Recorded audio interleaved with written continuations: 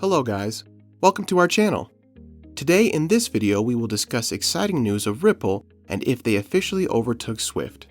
But before we start, make sure to give this video a big thumbs up, and if you are new to the channel, don't forget to subscribe before leaving.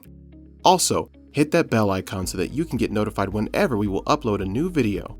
For now, let's get back to the video straight away. You want to win an iPhone 12, maybe a MacBook Pro. How about $500 cash? You decide. All you have to do is comment the secret hidden message somewhere in this video and leave a like on this video and subscribe to the channel so we can keep affording these giveaways. Ripple has been drifting down in recent weeks. After seeing $1.34 in the first half of November, XRP-USD has been on a downward spiral, in part due to the current negative sentiment in the crypto space. Ripple's native token, XRP-USD, is swapping hands at around 85 cents per token, a decline of about 15% in the last month alone. Meanwhile, the ongoing lawsuit filed by the SEC against Ripple Labs is on its first anniversary. The SEC alleges Ripple executives have sold $1.3 billion worth of unregistered XRP tokens since 2013. There is chatter about a possible outcome in favor of Ripple, yet it is hard to predict when and how the legal battle will end. If we witness a continued bear market in the crypto space, Ripple will likely be affected as well. Nonetheless, a potential end to Ripple's legal saga with the SEC could be a game changer for XRP-USD. Therefore, today we take a closer look at the prospects for the altcoin, especially potential post-lawsuit opportunities. Where Ripple stands. Despite the recent decline in legal worries, XRP is still up around 280% year-to-date (YTD) from its early January 2021 level of 23.7 cents per token. Ripple had the strongest year ever, according to its chief executive officer, Brad Garlinghouse. As a result, XRP-USD is among the top 10 cryptocurrencies in the world. It ranks as the 8th largest crypto with a market capitalization of over $40 billion. By comparison, in 2021, Bitcoin and Ethereum, the two largest and widely known cryptos, returned over 65% and 415% respectively. Their market caps are around $914 billion and $453 billion. In addition, two emerging altcoins, Avalanche and Cardano, are up 3,240% and 652% YTD, with market caps of $26 billion and $46 billion. 2021 was a remarkable year for most digital assets. However, a recent Natixis investment manager survey finds cryptocurrencies the top contender for a major correction in 2022. More than half of the institutional investors polled anticipate a pullback in the widely popular virtual names. Ripple Labs launches new projects. The San Francisco-based technology company, Ripple Labs, developed Ripple for global payments and exchange network protocols. Its RippleNet platform, based on the distributed ledger database of XRP Ledger, XRPL, allows for faster and lower-cost cross-border payments. The developers of XRP, the native token of the Ripple protocol, wants to make it one of the mainstream legacy payment systems like SWIFT, the current standard for international bank wires. Since its launch in 2012, Ripple has been expanding its user base. Currently over 1,500 stores and services, including MoneyGram International, Western Union, and Twitch, which Amazon owns, accept XRP payments. Ripple has continued targeting global growth even amidst the legal headache with the SEC. For example, Ripple Liquidity Hub, which is accepted to become operational in the months ahead, will allow customers to find digital assets at optimized prices from a range of global exchanges, market makers, and over-the-counter desks by using smart order routing. The hub will initially give access to 6 cryptos, including BTC-USD, ETH-USD, Litecoin, Ethereum Classic, Bitcoin Cash, and XRP-USD. Also in mid-November, Lulu Exchange, a financial services provider based in the United Arab Emirates, UAE, announced cooperation with Pakistan-headquartered Bank Afala to integrate RippleNet for cross-border payments between the UAE and Pakistan. The bottom line on XRP-USD. The debate on digital assets will be a long one to end. Both Bitcoin and Ethereum have already been designated as non-securities. Wall Street concurs that the outcome of the SEC lawsuit will likely create a regulatory impact for all cryptos. The fintech group is optimistic about the result. In a recent interview, CEO Brad Garlinghouse said he expected the lawsuit to wrap up sometime in 2022.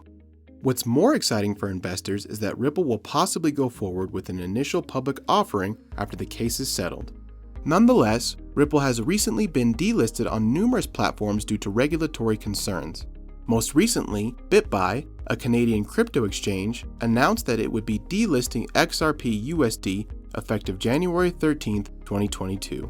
As a result, a hashtag #RelistXRP campaign went viral on Twitter, but so far to no avail. XRP is poised to remain speculative and volatile for the foreseeable future. Interested readers might want to watch Ripple closely to allocate a small portion of their portfolios. In the crypto market, the tide has shifted. The price of Bitcoin has dropped by 4% today. Ethereum, the second largest cryptocurrency, has lost 3.5% of its value. Meanwhile, BNB is down 1.9%, Cardano is down 3.3%, XRP is down 3.4%, and Solana is down 4.9%. Now Congress announces a game-changing crypto bill while the price of Bitcoin, Ethereum, BNB, Solana, Cardano, and XRP declines. However, there is a huge development on Capitol Hill that has the potential to flip the tide on Bitcoin pricing. As the Federal Reserve continues its inquiry into a digital dollar, which would put major cryptocurrencies like Bitcoin, Ethereum, Solana, XRP, and BNB in competition, one congressman is pushing for a ban on government-backed digital currencies. Tom Emmer, a Republican from Minnesota, filed a bill this week that would limit the Fed's ability to issue digital currency directly to American residents, which he believes would lead the country down an authoritarian path. Congressman Tom Emmer has sponsored legislation that would prevent the Federal Reserve from issuing a central bank digital currency, CBDC, to citizens directly. As other countries such as China build CBDCs that fundamentally exclude the benefits and safeguards of cash, it is more crucial than ever for the U.S. to guarantee that its digital currency policies protect financial privacy, preserves the dollar's dominance, and fosters innovation. CBDCs that fail to follow these three basic criteria might allow the Federal Reserve to transform itself into a retail bank, acquire personally identifying information on consumers, and track their transactions eternally, according to Emmer. The CBDC model would not only centralize Americans' financial information, making it subject to attack, but it may also be utilized as a surveillance tool. Forcing users to register a Fed account in order to access a US CBDC would set the Fed on an insidious road similar to China's digital authoritarianism, he said in a statement. It's vital to highlight that the Fed doesn't have the authority to issue retail bank accounts, and it shouldn't. Although Fed Chair Jerome Powell stated that private cryptos and central bank-issued digital currencies may coexist, the congressman claims that a CBDC would allow the Fed to spy on Americans, defeating the point of a decentralized cryptocurrency. CBDCs that do not follow these three basic criteria might allow an entity like the Federal Reserve to transform itself into a retail bank, acquire personally identifiable information on users, and track their transactions eternally, he warned. The Federal Reserve began looking into the possibility of launching its own digital currency in July of last year. We believe it is critical for the general good that the central bank maintains a stable currency and payment system. That's one of our responsibilities, said Fed Chairman Jerome Powell. Later, he mentioned transformational innovation in digital payments, referring to the cryptocurrency boom. The Fed did not provide a date and implied that it would not be rushed. I believe it is critical that we get to a point where we can make informed decisions on this quickly. I don't believe we're behind schedule. I believe it is more important to do this well than to do it quickly, Powell said at a press conference following the meeting. The Fed has yet to make a conclusion, but Powell told a U.S. Senate committee on Tuesday that the much-anticipated study on central bank digital currencies would be released within weeks. According to the Atlantic Council, 87 countries, representing over 90% of global GDP, are considering creating their own digital currency. 14 are being tested, including China, and 9 have already. Others think it will have the opposite counterintuitive impact. Osprey's founder and CEO, Greg King, believes it will cause a reaction over pricey concerns, driving more people to decentralized private coins. Imagine the world's fiat currencies are digitized, King remarked in an interview with CNBC following Powell's statements. I believe that this encourages more people to use cryptocurrency like Bitcoin because, honestly, it would give governments even more control over their money supply than they now have. And many people use Bitcoin to avoid this type of control. Meanwhile, the world's largest central banks, the United States, Japan, the Eurozone, and the United Kingdom are lagging behind. That's it for today, guys. We will see you next time. Until then.